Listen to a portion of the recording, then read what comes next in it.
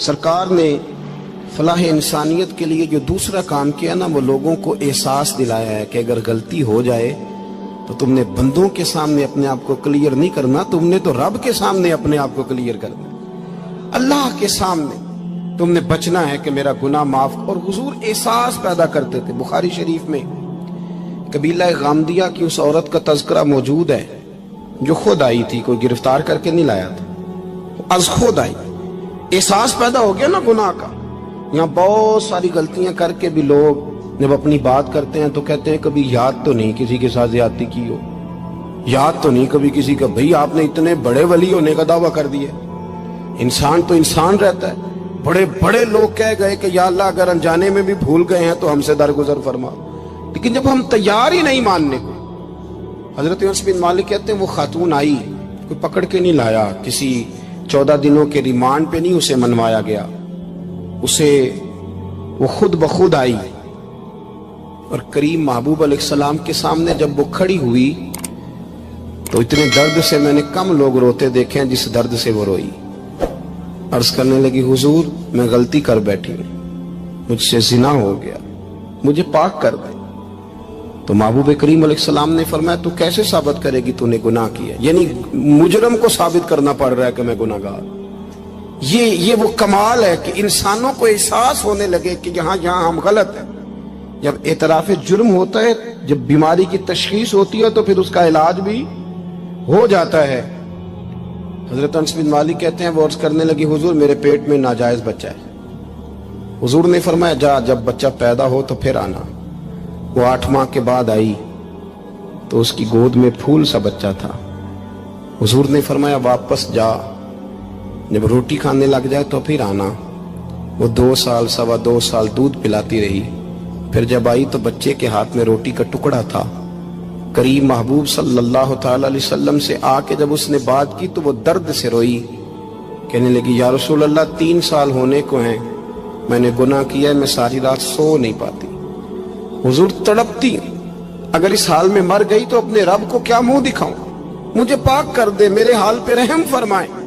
محبوب کریم صلی اللہ علیہ وسلم نے بچہ ایک صحابی کو دیا، فرمایا بچوں کی طرح پالنا، اور کہا اسے لے جاؤ، پتھر مار مار کے اسے سنسار کر دو۔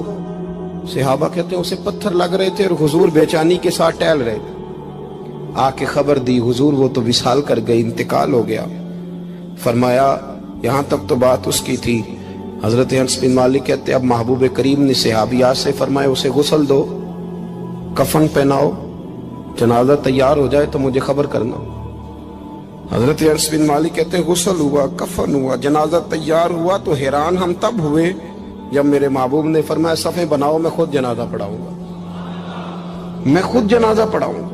اور سرکار نے جنازہ پڑھایا تو ایک شخص کی زبان سے نکلا حضور اس ملعون کا معاذ اللہ جنازہ جس نے ناجائز بچہ جنا، اس کے لیے آپ دعا کر رہے ہیں، جنازہ پڑھا۔ حضور فرمانے لگے خاموش ہو جاؤ، تم نے گناہ دیکھا ہے اس کا احساس نہیں دیکھا، تم نے غلطی دیکھی ہے لیکن اس کی توبہ کا انداز نہیں دیکھا۔ اور صاحب کنز العمال نے یہ لفظ نقل کیے ہیں کہ کریم محبوب فرمانے لگے اس نے تو ایسی شاندار توبہ کی ہے کہ اگر میں اپنی ساری امت میں بانٹ دوں تو اللہ سب کی مغفرت فرما دے گا۔ احساس جب پیدا ہو جاتا ہے نا اپنے دل کے اندر کہ یہاں میں غلط ہوں، ان العبد اذا اعترف ثم تاب تاب اللہ علیہ، او کما قال نبی صلی اللہ علیہ وسلم، رواہ مشکات۔ حضور نے فرمایا جب کوئی بندہ کہتا ہے نا اللہ میں بھول گیا تھا، اور پھر وہ توبہ کرتا ہے تو رب اس کی توبہ کو فوراً ہی قبول فرما لیتا ہے۔ پہلی بات یہ کہ عقائد کو مضبوط رکھیں، مضبوط عقائد۔ اور یہ جو آج کل ایک اور ماحول چل رہا ہے کو تھوڑا ادھر کو تھوڑا ادھر، عقائد وہی درست ہیں جن کی تشریح شیخ عبدالحق محدث دہلوی نے فرمائی، عقائد وہی درست ہیں جن کی بابت حضرت مجدد الفسانی لکھ گئے، اور ان سب کو اگر کھلا کر کے بیان کیا تو امام احمد رضا فاضل بریلوی نے بیان کیا۔ انہی بزرگوں کی باتوں کو کھول کر ہمارے سامنے رکھا۔ مضبوط عقائد کی زندگی گزاریں۔ اور دوسری بات اگر کبھی کوئی غلطی ہو جائے پھر اس کا احساس پیدا کریں، پھر اس سے توبہ کریں۔ تیسری بات جو فلاح انسانیت کے لیے بڑی ضروری ہے وہ یہ ہے کہ تھوڑا احساس پیدا کریں دوسروں کا۔ میری زندگی میری ذات سے شروع ہوتی ہے، میری ذات سے۔ میرے سے ہنس کے بولو، میری بات مانو، میرے پیچھے چلو، میرے آرام میں خلل نہ آئے، میری طبیعت کے بھئی آپ کی طبیعت کے مطابق چلیں تو پھر تو آپ بہت بڑے خود غرض ہوئے کہ آپ نے صرف اپنے لیے سوچا۔ محبوب کریم کا کمال یہ تھا کہ حضور نہ دوسروں کا بڑا احساس فرماتے تھے۔ آپ بخاری مسلم کی وہ حدیث پڑھیں تو حیران ہو جائیں کہ سرکار فرماتے ہیں میں جب نماز کی نیت باندھتا ہوں تو میرا دل کرتا ہے میں لمبی نماز پڑھاؤں، جب میرا کسی کام کرنے کو دل کرے تو پھر میں ساری دنیا کچلنی پڑے تو میں کر جاتا ہوں، لیکن حضور فرمانے لگے کہ میرا دل کرتا ہے میں لمبی نماز پڑھاؤں، لیکن پھر میرا خیال آتا ہے کہ پیچھے بوڑھے بھی ہیں، بیمار بھی ہیں، بچے بھی ہیں۔ یا رسول اللہ، نماز اللہ کی اور خیال بندوں کا؟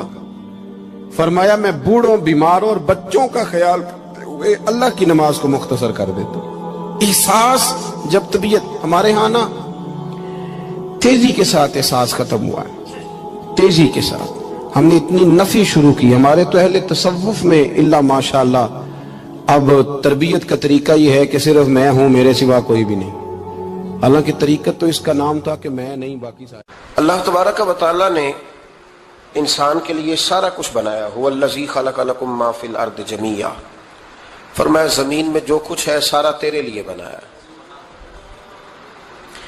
کسی کو آپ نوکری پہ رکھتے ہیں، اس کے ساتھ معاہدہ یہ ہوتا ہے کہ یہ تجھے رہنے کے لیے مکان دیا جائے گا، 3 وقت کا کھانا دیا جائے گا، 2-3 دفعہ پینے کو چائے ملے گی، اور اتنی تنخواہ ہم ہر مہینے تمہیں ادا کریں گے، اور پھر ڈیوٹی یہ ہے کہ یہ مشین ہے، اس پر تم نے صبح 8 بجے سے 4 بجے تک کام کرنا ہے۔ اب وہ شخص کیا کرتا ہے؟ وہ تنخواہ بھی وصول کرتا ہے، مکان پہ بھی قبضہ کر لیتا ہے، اور وہ 3 وقت کھانا بھی کھا لیتا ہے، چائے بھی پی لیتا ہے، اور مہینے کے بعد تنخواہ بھی وصول کر لیتا ہے، پر مشین پہ کھڑا نہیں ہوتا۔ تو اس کا مالک اسے رکھے گا؟ بولتے نہیں آپ حضرات، رکھے گا اسے، چھٹی کرا دے گا۔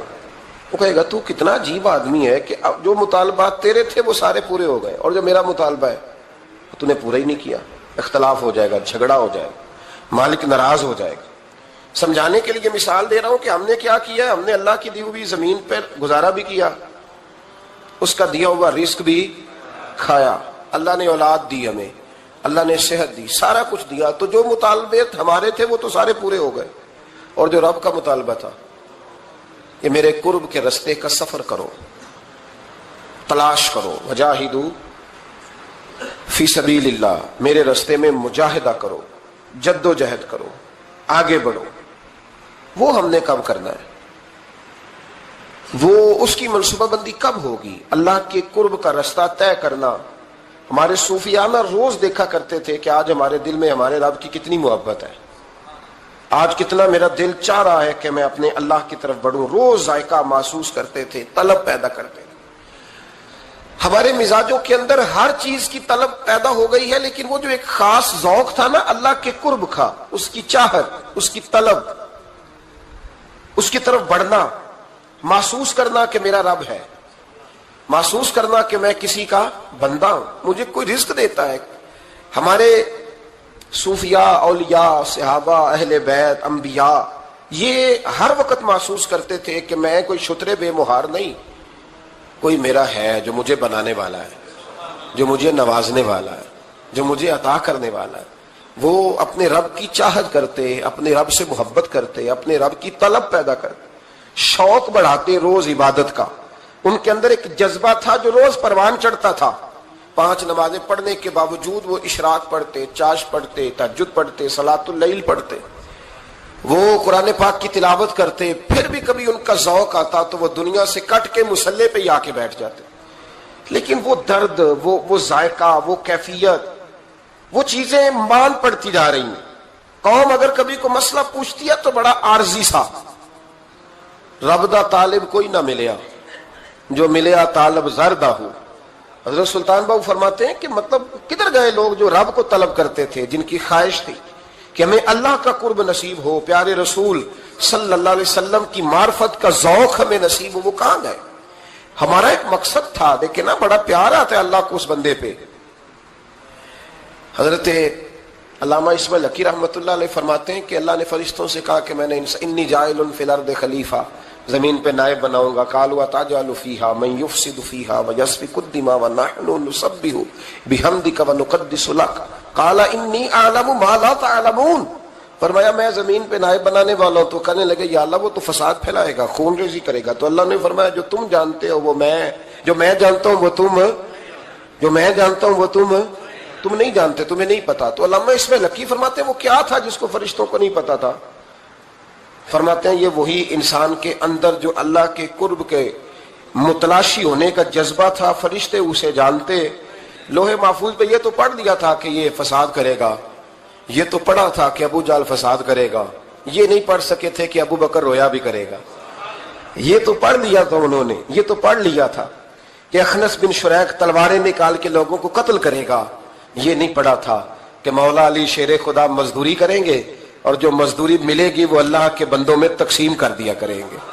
یہ تو انہوں نے پڑھ لیا تھا کہ ابو البختری، ابو لہب یہ لوگوں کے گلے کاٹیں گے. پر یہ نہیں پڑھا تھا کہ عثمان غنی رضی اللہ تعالیٰ عنہ قحط کے زمانے میں بھی کروڑوں کا مال اللہ کے رستے میں خرچ کر دیا کرے. وہ جو انسان کے اندر طلب ہے، وہ جو تڑپ ہے، وہ جو شوق ہے، وہ جو کیفیت ہے، وہ جو معرفت کا نور ہے، یہ اللہ کو بڑا ہی پسند ہے، یہ بڑا ہی پسند ہے. اس لیے حدیث قدسی میں رب فرماتا ہے مجھے تلاش کرنا ہو تو ٹوٹے ہوئے دلوں میں تلاش کیا.